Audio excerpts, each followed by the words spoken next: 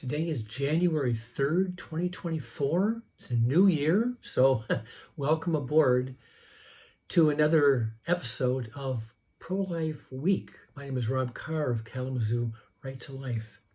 A few things today. First off, Americans United for Life has just released its annual rankings for the top pro-life states in the country, from number 1 to number 50.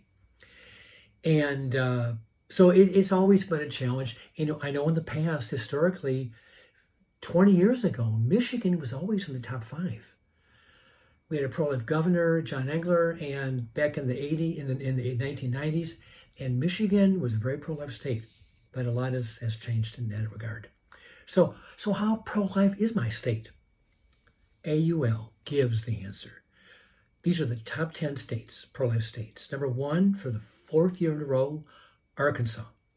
Then Louisiana, Mississippi, Oklahoma, Indiana, Arizona, Idaho, Missouri, South Dakota, and rounding out the top 10, Alabama. Okay. And true, most of those states are either southern or rural. I'm a little surprised Arizona is as high as it is, but it is what it is, as they say. Florida is number 15, having jumped 6 spots since last year. Texas is 17, Ohio is 22, and Michigan is number 27. Tragically, Michigan is the biggest loser of the year, having dropped 10 spots since last year, all on the heels of passage of the Reproductive Health Act back in November, which changed the whole paradigm in Michigan on the whole issue of abortion, along with Proposal 3. So Michigan was the biggest loser of all 50 states. But these are the top 10 bottom states. So from 41 to 50, Illinois, California, Massachusetts, New Mexico, New York, Hawaii, Washington, Oregon, New Jersey, and in last place, Vermont. So, there's no surprise here. Illinois, California, Massachusetts, New York, Hawaii, Washington, Oregon, these are very, very, very liberal states. So I guess it's to be expected that they would be at the bottom of Americans United for Life's rung for pro-life states. They are the least pro-life states in the country. So turning a corner, great news coming yesterday out of New Orleans in the form of a unanimous decision from a 3-judge panel of the Court of Appeals of the Fifth Circuit, which is based in New Orleans. Back in 2022, the Biden administration told hospitals that the government, the federal government, would withhold Medicare funds unless these hospitals, performed abortions whenever it is, quote, necessary stabilizing treatment, unquote. The language would have broadened abortions beyond when the mother's physical life was in danger. So we're not talking about physical health, we're talking about, emotional, psychological, other kind of categories. A district judge back in 2022 blocked the mandate from taking effect after pro-life doctors and the state of Texas sued. So the Biden people appealed to the Fifth Circuit. So yesterday, the Fifth Circuit ruled in favor of the state of Texas. Federal law does not require hospitals to perform abortions, and the administration cannot hold Medicare funds hostage to force them to do otherwise. One judge even wrote that the policy urges doctors to stabilize both mother and her unborn child. The pro-abortion people have always taken this kind of adversarial viewpoint, that it's the mother against the baby, when really the doctor should be working in tandem with the mother, and the baby's always been the second patient, working together to make sure there's a good, safe delivery and the mother is not harmed in the process, but you save them both. You treat them both. You work together. Okay. I've got some final thoughts. So here we are, we're entering a new year, 2024. And I've heard many people say on YouTube and on different websites that people have said this year may be one of the most historic years in our nation's history. Some liberal commentators, so you've got to be warned here, they're liberal commentators, they have suggested that if Trump were to get the nomination and win back the White House, it would be the end of democracy. The end of democracy.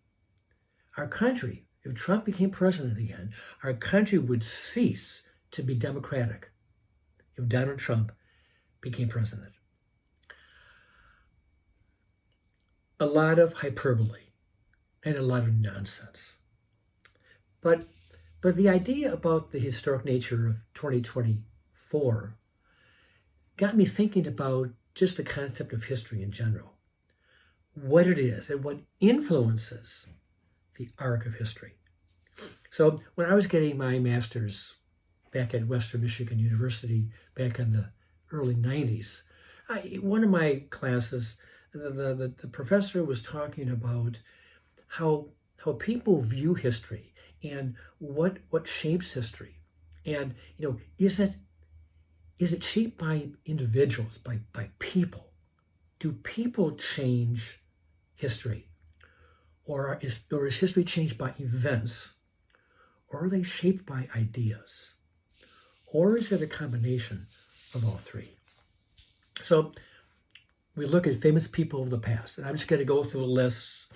Whether you've heard of them or not, they've all shaped history since antiquity. Hammurabi, Nebuchadnezzar, Alexander the Great, Julius Caesar, Jesus, Mohammed, Charlemagne, Frederick Barbarossa, Saladin, I'm not sure how it's pronounced, Martin Luther, Napoleon, George Washington, Otto von Bismarck, Abraham Lincoln, Henry Ford, Franklin Roosevelt, Adolf Hitler, Joseph Stalin, Winston Churchill.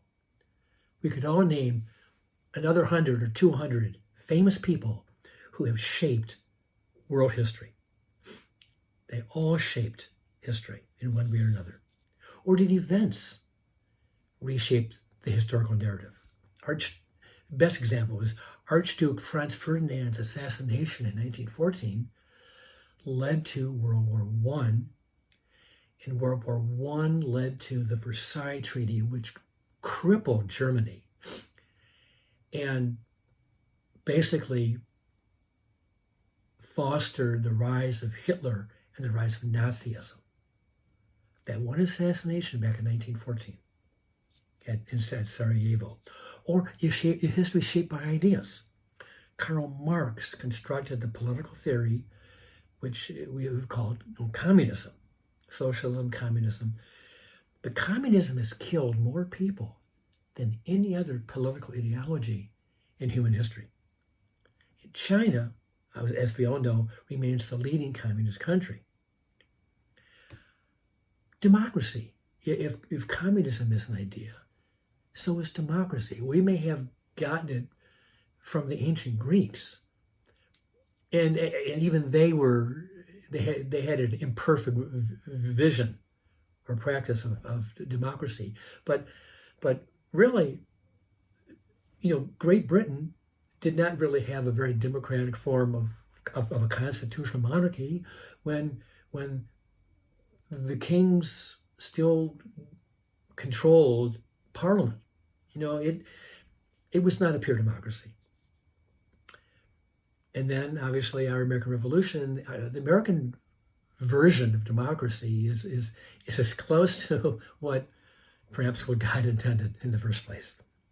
So this idea, people, events, ideas, where does this all fit in to the pro-life movement?